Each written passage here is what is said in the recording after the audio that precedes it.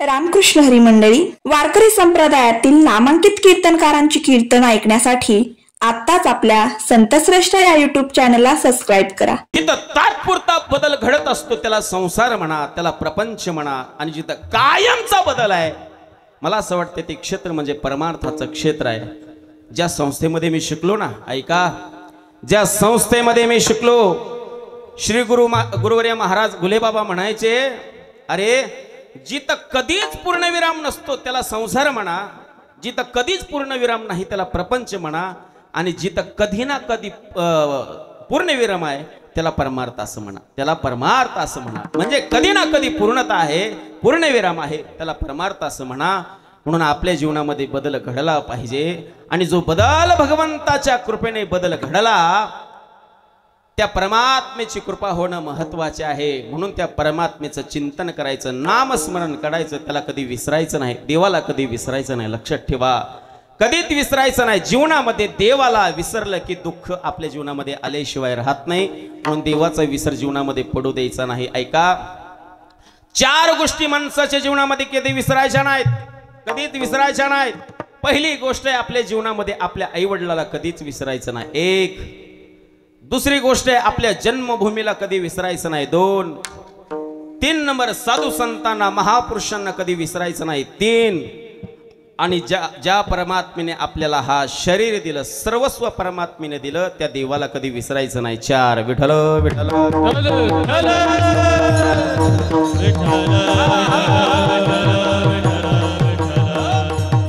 आई वडिलाला कधीच विसरायचं नाही, देवा कधीच विसरायचं नाही. का विसरायचं नाही आपल्या आईला आणि बापाला?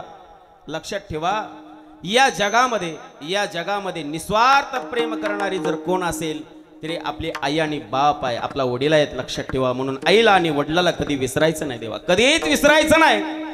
अरे एखादा व्यक्ती जर तुमच्यावर प्रेम दाखवत असेल, एखादा व्यक्ती माझं प्रेम तुमच्यावर भरपूर आहे हो असं जर दाखवत असेल, ओळखून चला की कुठेतरी त्याच्या अंतःकरणामध्ये स्वार्थ असला पाहिजे. नक्कीच आहे. लक्षात ठेवा, या जगामध्ये स्वार्थाशिवाय प्रेम कोण करू शकत नाही देवा. ही भामटी दुनिया आहे महाराज, भामटी दुनिया आहे. स्वार्थाशिवाय कोण प्रेम करणार नाही. पण मला असं वाटतं निस्वार्थ प्रेम करणारी आपली आईन बाप असतात. तुकोबराय म्हणतात, लेकुराचे हित वाहे माऊलीचे चित्त, ऐसी कळवळ्याची जाते करी लाभा विनप्रीती. लाभाशिवाय प्रेम करणारी आपली आई आणि बाप असतो. लक्षात ठेवा, श्री गुरु ढोक महाराजांच्या मुखात एक वाक्य आहे, लक्षात ठेवा, फार सुंदर वाक्य आहे. ज्या व्यक्तीच्या जीवनामध्ये आई गेली आहे, ज्या व्यक्तीच्या जीवनामध्ये बाप गेलाय, त्यांनी या जगाकडे प्रेमाची अपेक्षा कधीच करायची नाही.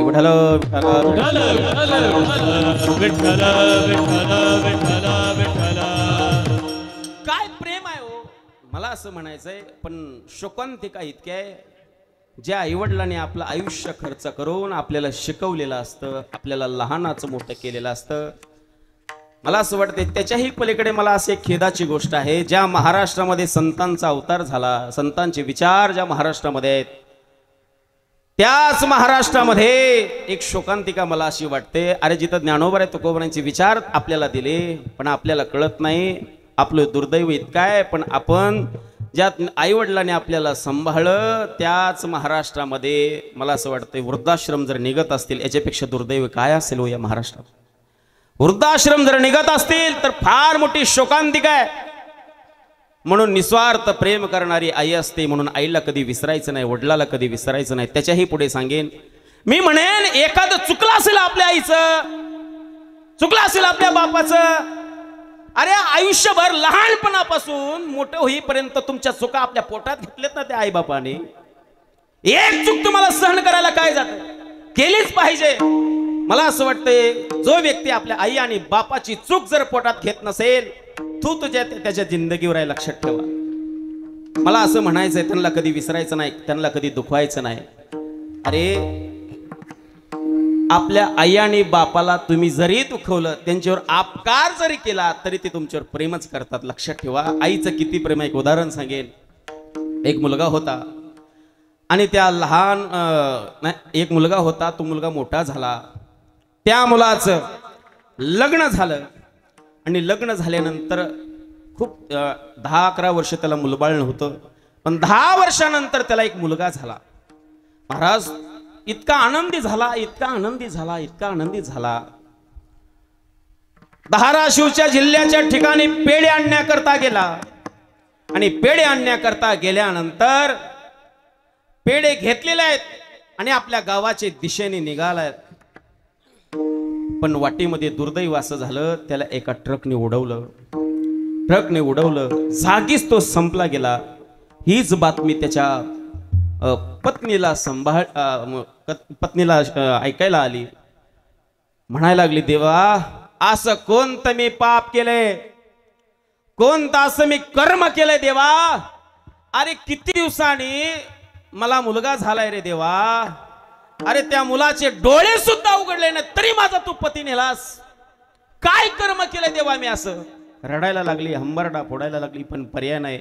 मला असं म्हणायचंय, 3 व्यक्तीच्या जीवनामध्ये हे दुःख कधीच येऊ नये, कधीच येऊ नये. एक, लहान बाळाच्या जीवनामध्ये आपले आई वडील मरू नये, कधीच मरू नये. दुसरी गोष्ट आहे, आई वडिलांच्या देखता आपला मुलगा कधीच मरू नये. आणि स्त्रीच्या जीवनामध्ये, तारुण्य अवस्थेमध्ये स्त्रीच्या जीवनामध्ये आपला पती कधीच मरू नये.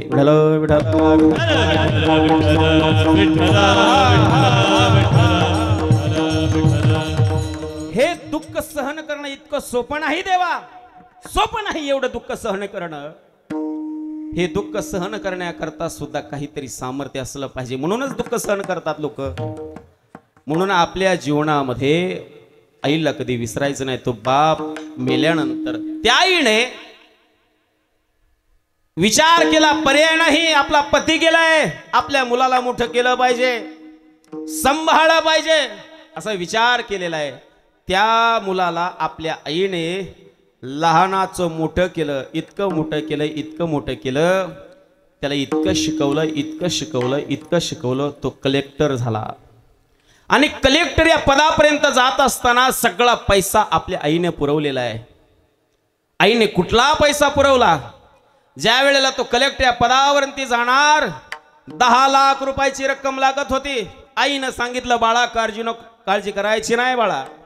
आईने आपली असणारी 5 एकर जमीन विकली. लक्षात ठेवा, होती ती जमीन विकली आणि सगळा पैसा आपल्या मुलासाठी दिला.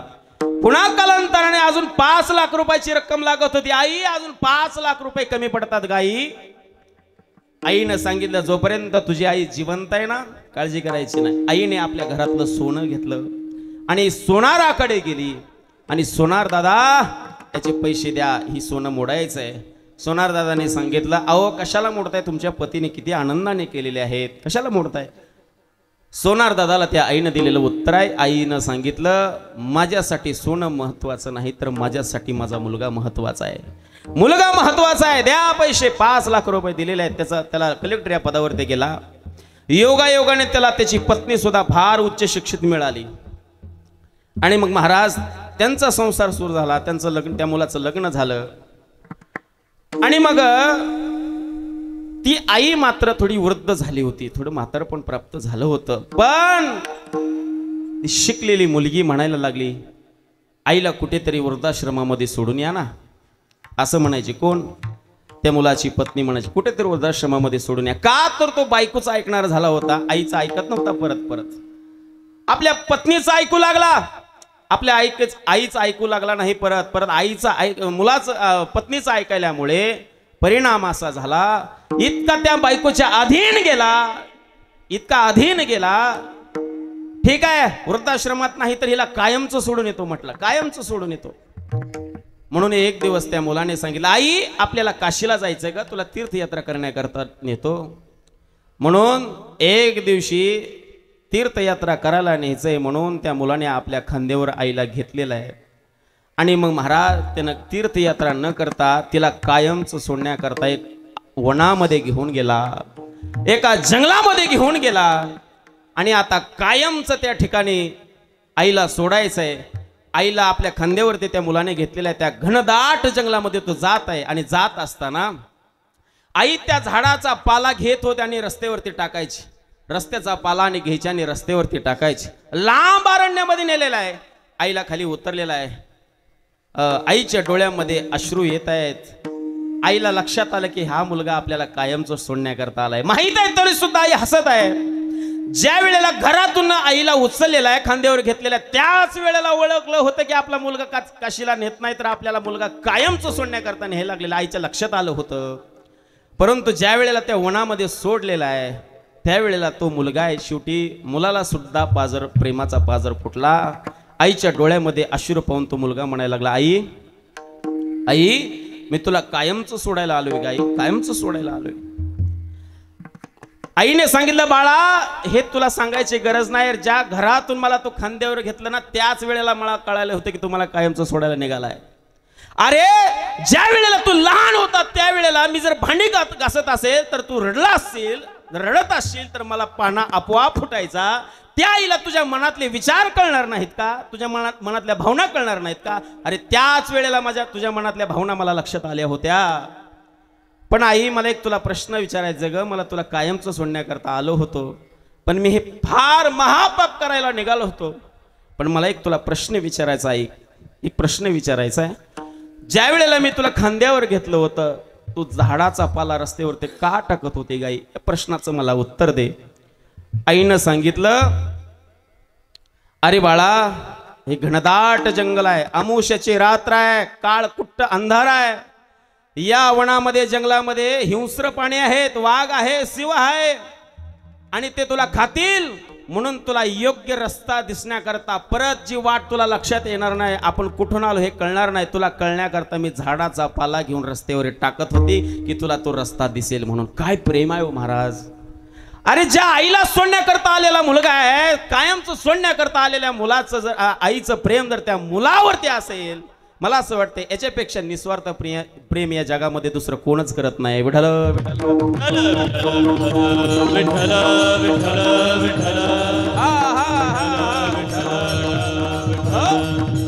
म्हणून त्या आई आणि बापाला, आपल्या वडिलाला कधी दुखवायचं नाही, लक्षात ठेवा, त्यांची सेवा करा. मला असं वाटतंय तुम्ही किती कीर्तन करत असाल, तुम्ही कीर्तन करत असाल, तुम्ही गायन करत असाल, तुम्ही पकवाज वाजवत असाल, तुम्ही टाळ घेतलेला असेल, तुम्ही महिन्याची वारी करत असाल, आणि जर घरामध्ये तुमचे आई वडील दुःखी असतील तर तुमच्या परमार्थाला किंमत नाही, लक्षात ठेवा.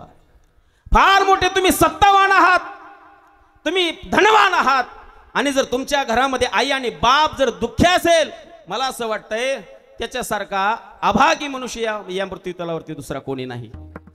लक्षात घेतलं पाहिजे. आपल्या मला असं वाटतं त्या आईवडिलांच्या सेवेने जगाचा मालक कुंडलिकरायाने या ठिकाणी पंढरपुरामध्ये या ठिकाणी युगे 28 युगे झाले त्या परमात्म्याला विटेवरती उभा केलेला आहे. कुठल्या पुण्याने, कुठल्या सेवेने? आपल्या आईवडिलांच्या सेवेने परमात्म्याला 28 युग झालं त्या ठिकाणी देवाला उभा ठेवलेला आहे. पुंडलिकाच्या भावार्था गोकुळीहून झाला येता. गोकुळाहून परमात्मा पुंडलिकरायाच्या सेवेने या ठिकाणी जगाचा मालक आला, असं मला म्हणायचंय. एखाद्या वेळेस तुम्ही नका कीर्तन करू, तुम्ही कीर्तन नका करू, तुम्ही महिन्याच्या वारीला नका जाऊ, तुम्ही त्या ठिकाणी कुठली सेवा करू नका, पण तुमच्या जीवनामध्ये फक्त आणि फक्त आई वडिलांची सेवा करा. काहीच करायची गरज नाही.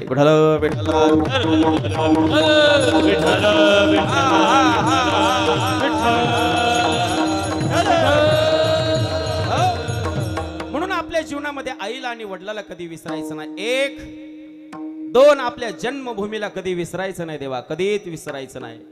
कारण आपली जन्मभूमी कशी आहे? जननी जन्मभूमीच स्वर्गादपि गरीयसी. शास्त्रकार सांगतात आपली आई ही स्वर्गापेक्षा श्रेष्ठ आहे आणि आपली जन्मभूमी ही स्वर्गापेक्षा श्रेष्ठ असते. म्हणून आपल्या जन्मभूमीला कधी विसरायचं नाही.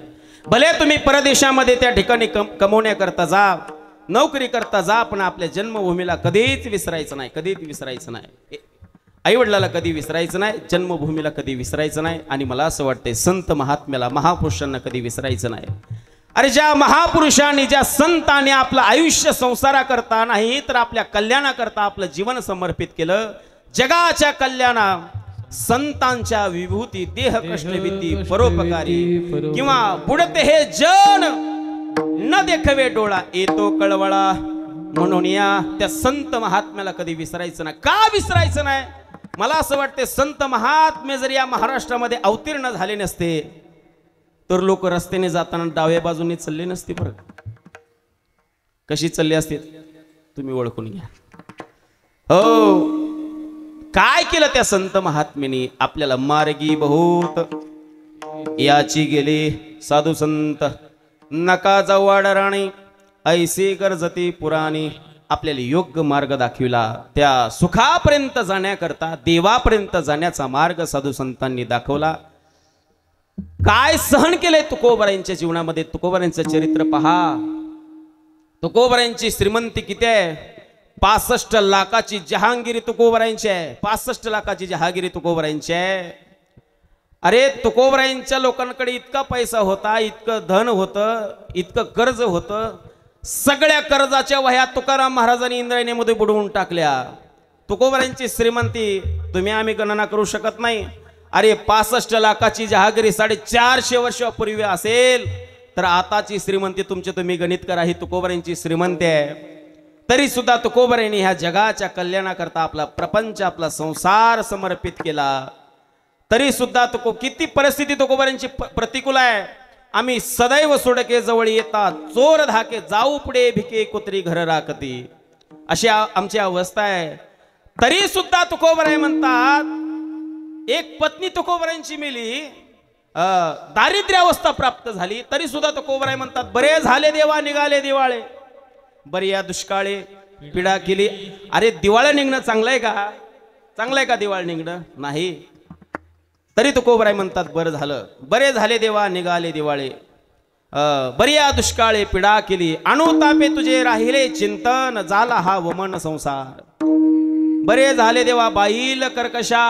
तुकोबराय एक पत्नी मिळाली, बरं झालं. दुसरी मिळाली, भांडकुदळी मिळाली, बरं झालं म्हणतात. तरी सुद्धा तुकोबराय, तुकोबरायांची पत्नी भांडकुळ होती म्हणून तुकाराम महाराज कीर्तनाला जात नव्हते बरं का. असं काय समजू नका, असा गैरसमज करू नका की भजने टाळकरे कीर्तनकाराच्या बायका भांडकुदळ असते म्हणून ती भजनाला येते, असंही समजू नका. असाही गैरसमज करू नका. म्हणजे तुकोबरायांच्या जीवनामध्ये त्याग आहे, तुकोबरायांच्या जीवनामध्ये समर्पण आहे, ज्ञानोबरायांच्या जीवनामध्ये समर्पण आहे. अहो, ज्ञानोबरायांनी या विश्वाकरता काय सहन केलं नाही महाराज. इतका त्रास माऊली ज्ञानोबरायांनी सहन केला. अरे, ज्या वेळेला ज्ञानोबराय आळंदीमध्ये मधुकरी मागायला जायचे, त्या वेळेला जर कुणी मधुकरी दिली, कुणी चपाती दिली असेल, कुणी भाजी दिली असेल, काही अन्न दिलं असेल, 2 घरांनी जर अन्न दिला असेल, तर चौकामध्ये गेल्यानंतर त्या ज्ञानोबरायांच्या झोळीमध्ये माती टाकावी, शेण टाकावं. तरी सुद्धा ज्ञानोबरायांनी सहन करावं. मुक्ताबाईंनी ज्ञानोबरायांना विनंती करावी, ज्ञानदादा भूक लागली रे. मधुकरी मागण्याकरता गेल्यानंतर झोळीमध्ये भाकरी भाजी न टाकता एक दिवस ज्ञानोबरायांनी मधुकरी मागितल्यानंतर शेण टाकलेला आहे, माती टाकलेली आहे. ज्ञानोबराय येतात आणि ताटी लावून बसतात. तरी सुद्धा मुक्ताबाई म्हणत आहेत ज्ञानदादाला, हे ज्ञानदादा, अरे ठीक आहे रे ज्ञानदादा, लोक त्रास देणारच आहे, तो सहन करणं महत्वाचं आहे. आपण जर लोकांचा त्रास सहन नाही केला तर दुसरं कोण करणार आहे? साहेब राज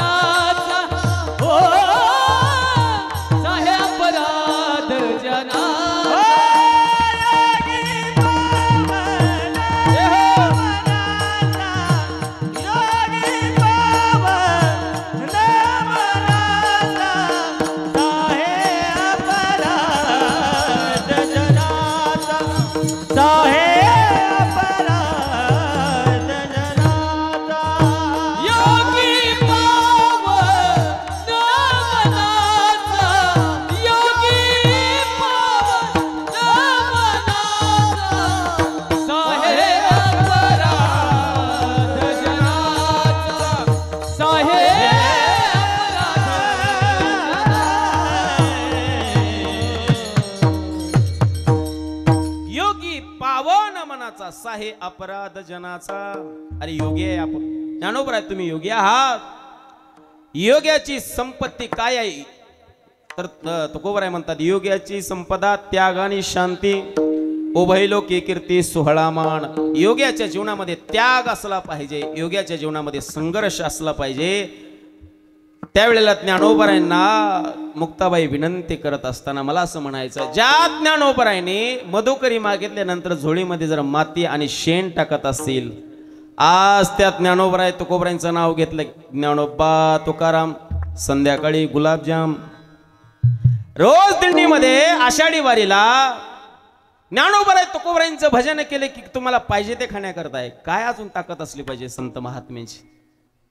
अरे मला असं म्हणायचं, एक वाक्य सांगेन, आळंदीला ज्ञानोबरायला जनी जनी त्रास दिला, ऐका, पण तो त्रास ज्ञानोबरायांनी सहन केला, साधू संतांनी तो त्रास सहन केला.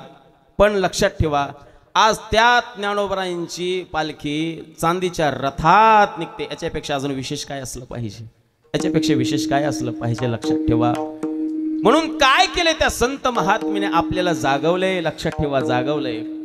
मज निरंतर जागविते, काय सांगू आता संतांचे उपकार, मज निरंतर जागविते. काय सांगू त्या संतांचे उपकार? तुकोबराय म्हणतात मज निरंतर जागविते, ते सतत जागवतात. जागव हा, अरे ज्या अज्ञानामध्ये, ज्या संसारामध्ये तुम्ही झोपलेला आहात ना, तिथून तुम्ही जाग होणं महत्वाचं आहे. हो, उठा जागे व्हारे आता, स्मरण करा पंढरीनाथा, भावे चरणी ठेवा माता, चुकवी व्यथा जन्मा.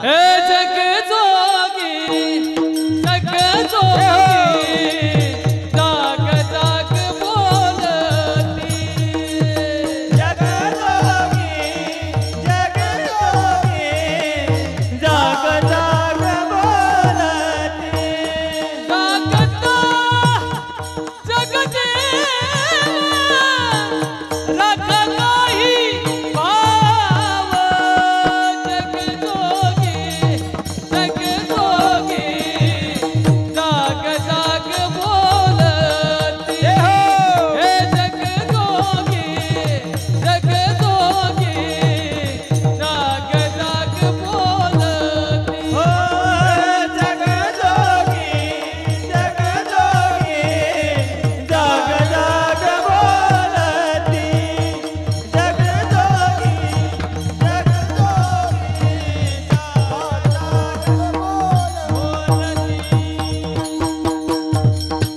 त्या संत महात्म्याने आपल्याला जागवलेला आहे. तुम्ही म्हणाल आम्ही जागे नाहोत का? अहो, आम्ही आता जागेच आहोत की कीर्तनात. ऐका, संत जिथे झोपलेले आहेत तिथं मात्र आपण जागे आहोत, आणि जिथं संत जागे आहेत तिथं आपण झोपलेले आहोत. म्हणजे कसं? संसाराच्या क्षेत्रामध्ये संत महात्मे झोपलेले आहेत, पण तुम्ही आम्ही जागेत. पण परमार्थाच्या क्षेत्रामध्ये संत महात्मे जागे आहेत, पण तुम्ही आम्ही झोपलेले आहोत. म्हणून संत जागवतात, मज निरंतर जागविते, सतत संत महात्मे जागवतात. उठा उठा जागे व्हारे आता, स्मरण करा पंढरीनाथा, परमात्म्याचं स्मरण करा, भजन करा, चिंतन करा. कारण हा शरीर काय संपणारी गोष्ट आहे. नाशिवंत देह जाणार सकळ, आयुष्य खातो काळ सावधान. का जागवतात? याचं कारण आहे, नरदेह आपल्याला दुर्लभ आहे आणि तो नरदेह मिळालाय. म्हणून काय करा, तुम्ही भजन करा, चिंतन करा. का तुकोबराय म्हणतात तुम्ही जाग झालं पाहिजे? का चिंतन केलं पाहिजे? का नामस्मरण केलं पाहिजे? लक्षात ठेवा, आपल्याला दुर्लभ असणारा नरदेह प्राप्त झालाय म्हणून भजन केलं पाहिजे. बर ऐका, या नरदेहानेच का भजन केलं पाहिजे? तुम्ही आम्हीच का भजन केलं पाहिजे? कारण ऐका, आहार निद्रा भय मैथून सर्व योनिशी समसमान, परी मनुष्य देहीचे ज्ञान विशेष त्याहुनी. पशु पक्षी आहार, अर्थात या पशु पक्ष्यांना आहार आहे, भूक आहे. आहार निद्रा त्यांना झोप आहे, आहार निद्रा भय त्यांनाही भीती आहे, त्यांनाही अंतःकरणामध्ये काम आहे. पण त्या पशु पक्ष्यांना बुद्धी नाही, बुद्धी नाही, लक्षात ठेवा. पण ती विशेष बुद्धी या माणसाच्या जीवनामध्ये, या नरदेहामध्ये आहे. पशु पक्ष्यांनाही भूक लागते, तुम्हा आम्हालाही भूक लागते ना, तुम्हा आम्हाला सुद्धा भूक लागते, पशु पक्ष्यांनाही भूक लागते. आहार निद्रा, पशु पक्ष्यांनाही निद्रा आहे, झोप आहे, तुम्हा आम्हाला सुद्धा झोप आहे ना. आहार निद्रा बैतून त्या ठिकाणी पशु पक्ष्यांना सुद्धा काम आहे, तुमच्या आमच्या जीवनामध्ये सुद्धा कामच आहे. आहार निद्रा भय मैथून सर्व योनिशी समसमान. या चार गोष्टी जरी आपल्याला पशु पक्ष्यामध्ये आणि आपल्याला जर सारख्या असतील, पर लक्षात ठेवा, बुद्धीचा विषय मात्र, बुद्धी मात्र नरदेहामध्ये विशेष आहे. माणसाच्या जीवनामध्ये बुद्धी ही विशेष आहे, म्हणून भजन केलं पाहिजे. कधी ऐकलंय का तुम्ही? ऐका, तुम्ही जागेत म्हणून सांगतो. कधी ऐकलंय का कुत्र कधी कीर्तनाला आलेलं पाहिलं का? कधी कुत्रेनं कधी भजन केलेलं पाहिलं का? अहो कुत्र्याचं सांगतोय हो. गाढव कधी मंडपामध्ये आलेलं बघितलं का? नाही येत मंडप. गाढव कधी वारीला गेलेलं बघितलं का? गाढवाने बघितलं का? म्हणजे जे वारीला जात नाही ते गाढव असते असं मला म्हणायचं नाही बरं. असं नाही, असा गैरसमज तुम्ही करून घेऊ नका. म्हणजे तुकोबराय म्हणतात, नरदेह दुर्लभ जाणा शतवर्षाची गणना, त्यामध्ये दुःख यातना तुम्ही आठवा मधुसूदना. पहिली गोष्ट आहे दुर्लभ आहे म्हणून भजन करा. त्याचा दुसरा दोष आहे तो संपणार आहे म्हणून भजन करा. संत महात्मेने अट्टहासाने आपल्याला जाग केलेला आहे, म्हणून संतांचे उपकार कधी विसरायचे नाहीत. एक, आई वडिलाला विसरायचं नाही, जन्मभूमीला कधी विसरायचं नाही, आणि तिसरी गोष्ट म्हणजे संतांना कधी विसरायचं नाही, आणि चौथी गोष्ट सांगितली की देवाला कधी विसरायचं नाही. विठ्ठल विठ्ठल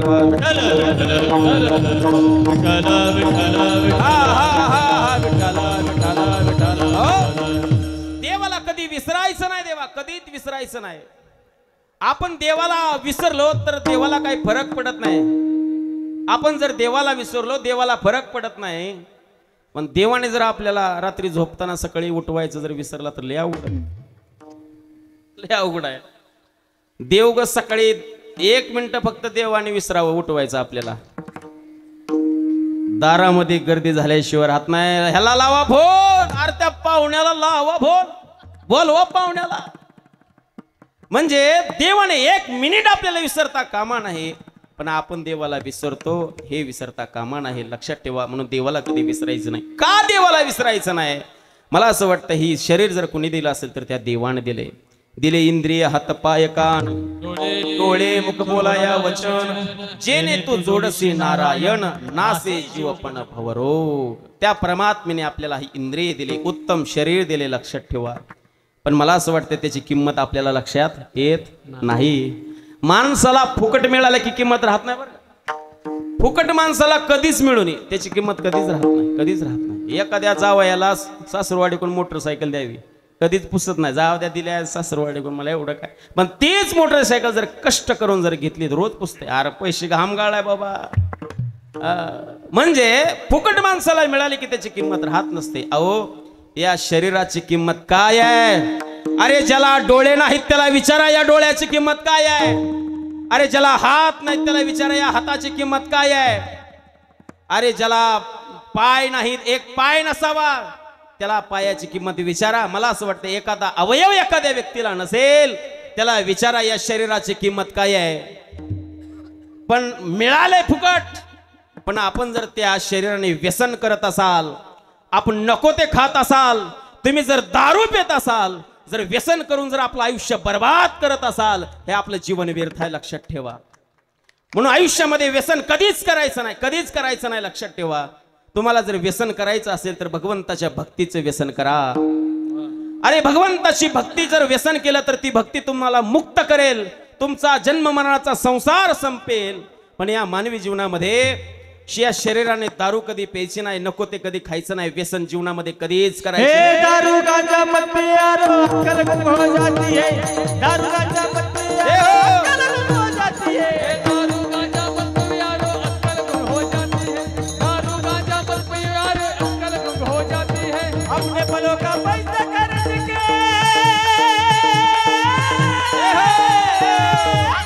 अपने पलों का पैसा खर्च के मुंह में मिट्टी आती है. दारू गांजा मत पियारो अक्कल गुम हो जाती है. दारू गांजा मत पियारो अक्कल गुम हो जाती है. दारू गांजा मत पियारो अक्कल गुम हो जाती है. दारू गांजा मत पियारो अक्कल गुम हो जाती है. दारू गांजा मत पियो यारो अक्कल गुंग हो जाती है. आपल्या जीवनामध्ये दारू गांजा व्यसन कधीच करायचं नाही. अरे या दारूने अनेक लोकांची घरं उद्ध्वस्त झाली. लक्षात ठेवा. अनेक चांगले कुटुंब, चांगले संसार या दारूने जर उद्ध्वस्त होत असतील तर हे व्यसन कधीच करायचं नाही, कधीच प्यायची नाही दारू, कधीच गांजा उडायचा नाही, कधीच कुठलाच व्यसन करायचं नाही. त्या दारूने अरे प्रपंचाची हानी नक्कीच आहे, नक्कीच आहे, पण त्या दारूने आपल्या संसाराचं आणि आपल्या शरीराचं सुद्धा वाटोळ झाल्याशिवाय राहणार नाही. म्हणून लक्षात ठेवा, प्रत्येकाने आपण जबाबदारी घेतली पाहिजे. म्हणून आजपासून संकल्प करा, या पवनेर गावामध्ये या सप्ताहामध्ये मी असाच निर्णय घेणार आहे, महाराज मी माझ्या आयुष्यामध्ये कधीच व्यसन करणार नाही अशी शपथ घ्या. आणि मला असं वाटतं एखाद्यानं जर शपथ घेतली तर पवनेरच्या सप्त्याचा त्या ठिकाणी सफल झाला.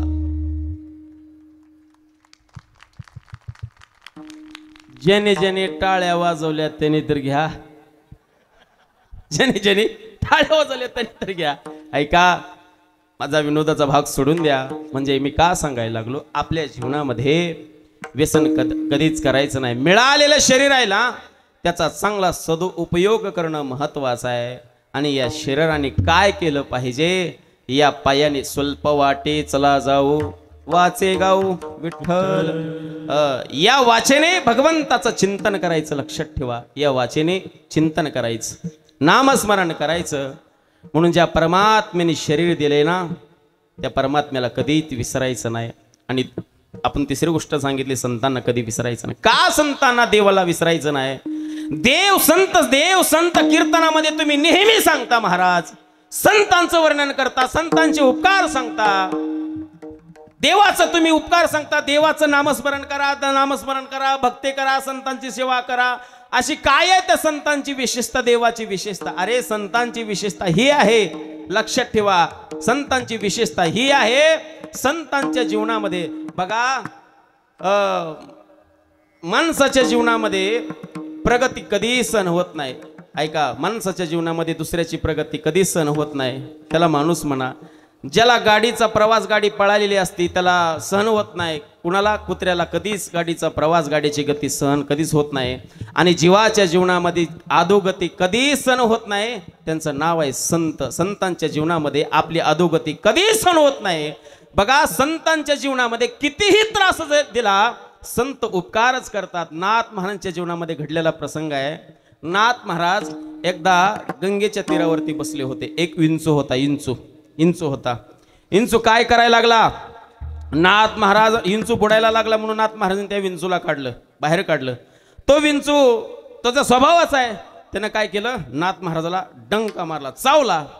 पुन्हा तो बुडायला लागला, नाथ महाराजांनी पुन्हा बाहेर काढलं, पुन्हा नाथ महाराजाला चावला. असं 5-6 वेळे झाल्यानंतर एक व्यक्तीने बघितलं, महाराज तुम्ही वारकरी दिसताय, देवबाप्पा दिसताय, गळ्यामध्ये जानवा आहे, शिंडी आहे, अहो तो तुम्हाला चावतोय तरी सुद्धा तुम्ही त्याला वाचवताय, त्याला बाहेर काढण्याचा प्रयत्न करताय.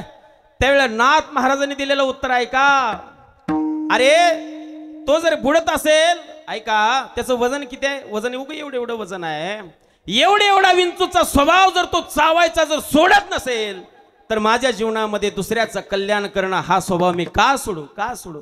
ऐका, हे संतांचे उपकार आहेत. संतांच्या जीवनामध्ये कितीही अपकार केले तर ते संत उपकार करत असतात.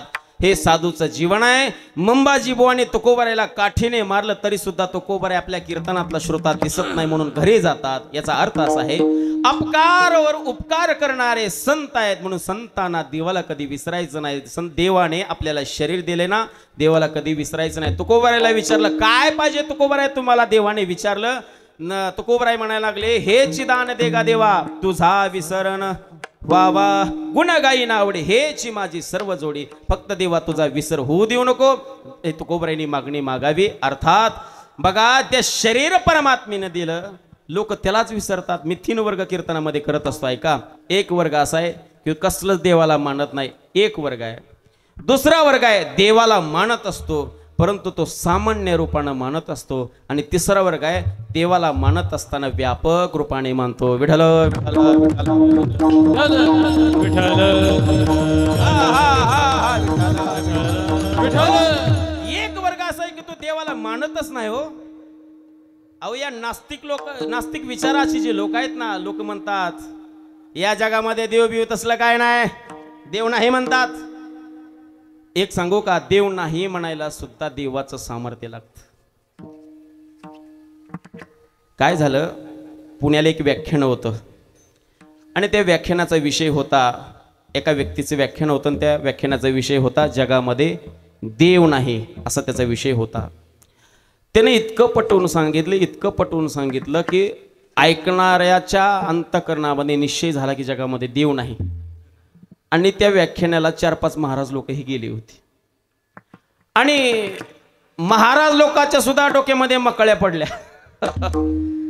पण असू द्या, चला स्टेजवरती गेले आणि महाराज लोक म्हणायला लागले, काय तुमचं सुंदर बोलणं आहे हो, काय तुम्ही सुंदर बोलता, किती तुम्ही छान बोललात, तुमचं बोलणं किती चांगलं आहे, तुमची शब्दभेद किती चांगले आहे, तुमची वाक्यरचना किती सुंदर आहे, हे तुम्हाला कुणी शिकवलं हो, कुणी शिकवलं? त्याने सांगितलं, आपल्याला कुणी शिकवलं नाही, मला आपण आपला मालक. अरे कुणीतरी मार्गदर्शन केलं असेल. त्याने सांगितलं, तसलं काय नाही, मार्गदर्शन वगैरे कोणी केलं ना.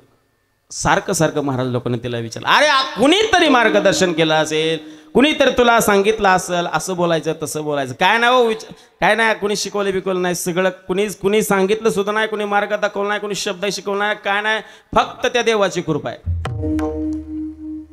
आता किती कुणाच्या डोक्यात शिरले कुणाच ठाऊक, ह्याला 5G लागते बरं का. ऐका, या व्याख्यानाचा विषय काय, जगामध्ये देव नाही हा विषय आहे.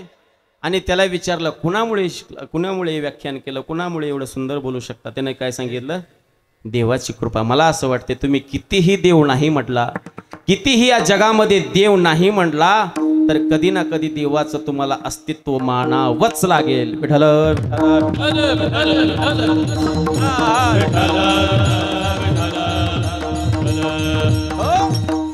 काय झालं, एका शाळेमध्ये गुरुजी नास्तिक विचाराचे होते, जगामध्ये देव नाही असं म्हणायचे. उर्वरे पासपूर बाबा एक सुंदर उदाहरण सांगत असतात. आणि गुरुजी शिकवत असताना म्हणायचे की बाबा या जगामध्ये देव नाही असं म्हणायचे. परंतु त्याच वर्गामध्ये एक नारायण नावाचा मुलगा होता, परंतु तो वारकरी परंपरेमधला होता. आई रोज गाथा वाचायची, वडील रोज ज्ञानेश्वरीचं पारायण करायचे. वडील त्याला सांगायचे, बाळा म्या बोलविल्या विदू बोले, म्या चालविल्या सूर्य चाले, म्या हलविल्या प्राणो हले, जो जगात ते चालिता. वडील सांगायचे, बाळा सूर्य जर कोणाच्या सत्तेने चालत असेल तर भगवंताच्या कृपेशिवाय, भगवंताच्या सत्तेशिवाय चालू शकत नाही. वेद कुणाच्या सत्तेने बोलतो तर भगवंताच्या सत्तेशिवाय वेद सुद्धा बोलत नाहीत. हे विचार त्या मुलावर दिले होते.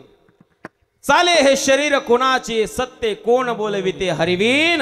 हे शरीर जर कोणाच्या सत्तेने चालत असेल तर देवाच्या सत्तेशिवाय चालत नाही. हे विचार त्या मुलाच्या अंतःकरणामध्ये दृढ झाले होते. परंतु ज्या वेळेला गुरुजी वर्गामध्ये शिकवायचे, त्यावेळेला ते गुरुजी शिकवत असताना म्हणायचे जगामध्ये देव नाही. पण गुरुजीचं शिकवणं ते खटकायचं. पण कधी ना कधी गुरुजीला शिकवलं पाहिजे, कधी कधी गुरुजीला दाखवून दिलं पाहिजे जगामध्ये देव आहे. एक दिवस तो मुलगा शाळेमध्ये लवकर आला आणि शाळेमध्ये लवकर आल्यानंतर त्यानं 4-5 खडू घेतले आणि वर्गामध्ये गेला. एका फळ्यावरती गणपतीचं चित्र काढलं, सुंदर असं गणपतीचं चित्र काढलं आणि वर्ग भरला. गुरुजी आले, सर्व विद्यार्थी आले आणि गुरुजीने त्या फळ्याकडे पाहिलं. अरे वाह, काय चित्र काढले रे, कुणी चित्र काढलंय, किती सुंदर चित्र काढलंय. अरे कोण आहे काढणारा? पहिल्या मुलाला विचारलं, बाळा तू चित्र काढलं का? त्याने सांगितलं, गुरुजी मी चित्र काढलं नाही. दुसऱ्याला विचारलं, बाळा तू चित्र काढलं का? नाही गुरुजी मीही नाही चित्र काढलं. प्रत्येकाला गुरुजीने विचारलं, प्रत्येक जण सांगू लागला, गुरुजी चित्र मी काढलं नाही. पण ज्यानं काढलं होतं त्याला विचारलं, बाळा हे नारायणा हे चित्र तू काढलं का? तो नारायण नावाचा मुलगा म्हणाला, गुरुजी चित्र मी काढलं नाही, पण चित्र कुणी काढलंय हे मी सांगू शकतो. सांग नारायण, हे चित्र कोणी काढलंय? काय झालं गुरुजी, मी शाळेमध्ये लवकर आलो होतो, 4-5 खडू त्या टेबलावरती होते, मी माझ्या जागेवरती बसलो होतो. एक खडू आपोआप उठायचा आणि गणपतीची सोंड काढायचा. दुसरा खडू उठायचा, गणपतीचं पोट काढायचा. तिसरा खडू उठायचा, गणपतीचे पाय हात काढायचा.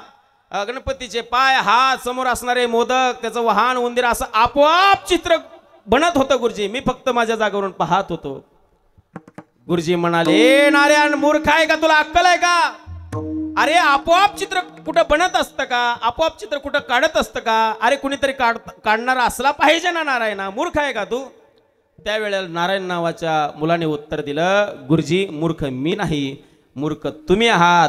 जर अचेतन चित्र काढण्याकरता जर कोणी चेतन असला पाहिजे, तसं हे जग चालवण्याकरता कोणीतरी चालवणारा असला पाहिजे ना गुरुजी, असला पाहिजे ना गुरुजी. अर्थात ऐका, कितीही देवाचं अस्तित्व आपण जर नाही मानत असाल, पण कधी ना कधी देवाचं अस्तित्व आपल्याला मानावंच लागेल. विठ्ठल विठ्ठल विठ्ठल.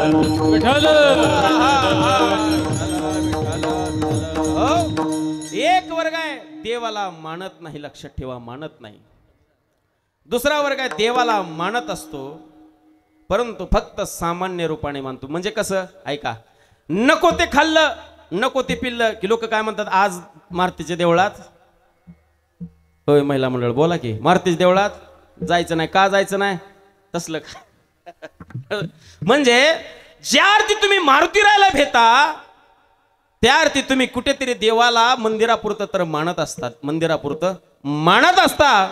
एक वर्ग आहे देवाला मानत नाही, दुसरा वर्ग आहे देवाला मानतो फक्त सामान्य रूपाने, म्हणजे फक्त आणि फक्त मंदिरामध्ये मानत असतो, मंदिरापुरता मानत असतो. आणि तिसरा वर्ग आहे जीवनामध्ये देवाला पाहत असताना चराचरामध्ये पाहतो. विठ्ठल विस्तारिला जनी सप्ताहे पाताळे भरुनी, विठ्ठल व्यापक त्रिभुवनी, विठ्ठल मुनी मानसी. ऐका, संतांच्या जीवनामध्ये प्रत्येकाच्या हृदयामध्ये परमात्मा आहे. सर्व गटे राम देहादेही एक सूर्यप्रकाशक सहस्रश्मी, किंवा सर्वस्यच्या अमृतसन्य विष्णू मत्त स्मृतिर्नाम पोहनंचे वेदेचे सर्वे रहमेव विद वेदांत कृद्वेद विदेवेच्या हम. प्रत्येकाच्या हृदयामध्ये पाहत असतात, प्रत्येकामध्ये देव संत महात्मे देवाला पाहतात, प्रत्येक वस्तूमध्ये पाहत असतात. नाथ महाराज काशीहून तीर्थ घेऊन आले आणि गाढव वाळवंटामध्ये तहानेने व्याकुळ झालं होतं, आणि नाथ महाराजांनी त्या गाढवाला बघितलं, काशीहून आणलेलं तीर्थ त्याच्या मुखामध्ये दिलं, त्याला तहान लागली होती. आणि नाथ महाराजाबरोबर दुसरी गाढवं होती. दुसरी गाढवं म्हणायला लागली, महाराज अहो आपण काशीहून तीर्थ आणलं, या गाढवाच्या मुखामध्ये दिलंय. अरे मूर्ख आहे तू, अरे हाच माझा खरा अभिषेक आहे. म्हणजे नाथ महाराजांनी गाढवामध्ये सुद्धा काय बघितलं? देवाला पाहिलं. मला असं वाटतंय आपण सर्वांनी माणसामध्ये, पशु पक्ष्यामध्ये किंवा माणसामध्ये आपण देवाला नका का बघणार? ऐका, आपण माणसामध्ये, प्रत्येक जीवामध्ये तुम्ही माणसामध्ये देवाला नका का बघणार, पण माणसामध्ये माणुसकी तर नक्की शोधा. बघा, माणुसकी तर नक्की शोधा.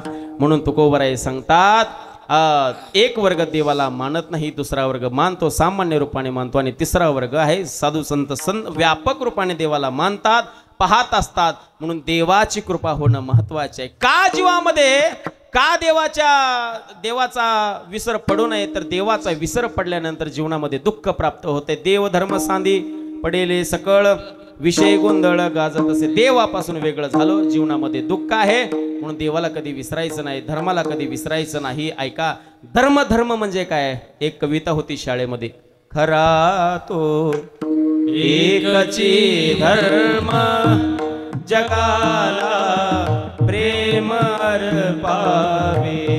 खरा तो एकचे धर्म जगाला प्रेम अर्पावे. खरा तो एकची धर्म जगाला प्रेम अर्पावे. आपण नुसतंच म्हणायचं भारत माझा देश आहे, नुसतंच म्हणायचं शाळेमध्ये गेल्यानंतर, आणि इकडे आले की एकमेकाची गचुरं धरायची.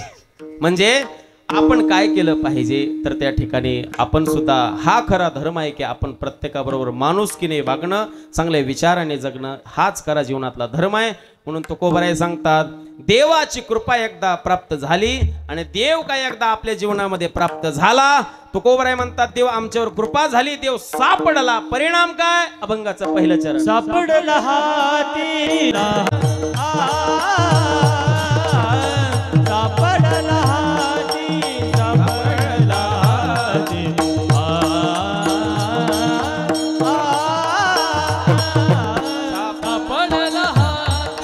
सापडला हाती,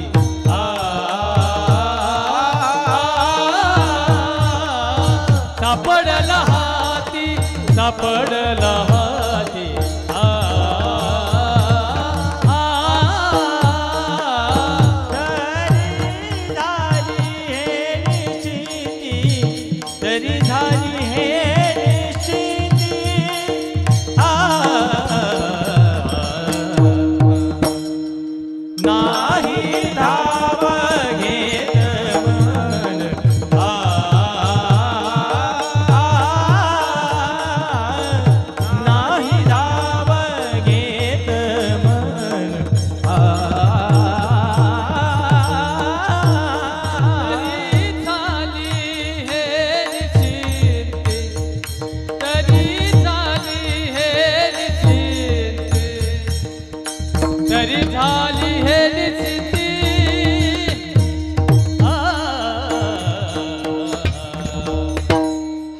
नाही धावा घेत मन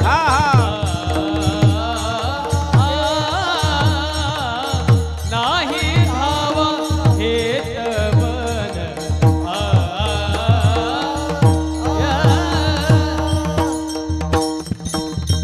सापडला हाती तरी हे झाली निश्चिंती. तुकाराम महाराज सांगतात देव सापडला, देव प्राप्त झाला आणि देव प्राप्त झाल्यामुळे देवाची कृपा झाल्यानंतर काय परिणाम जीवनामध्ये झाला.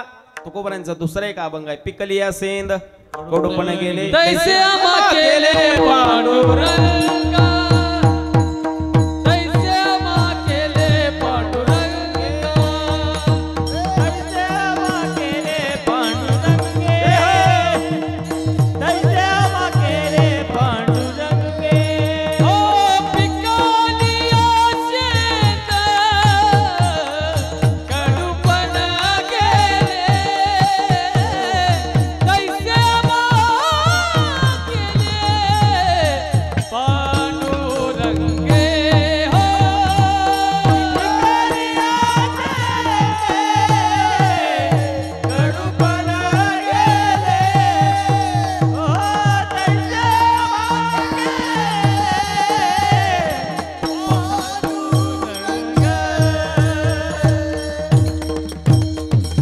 संत श्रेष्ठ या यूट्यूब चॅनलवरील नवनवीन व्हिडिओज पाहण्यासाठी चॅनलला सबस्क्राईब करायला विसरू नका. शेअर लाईक नक्की करा.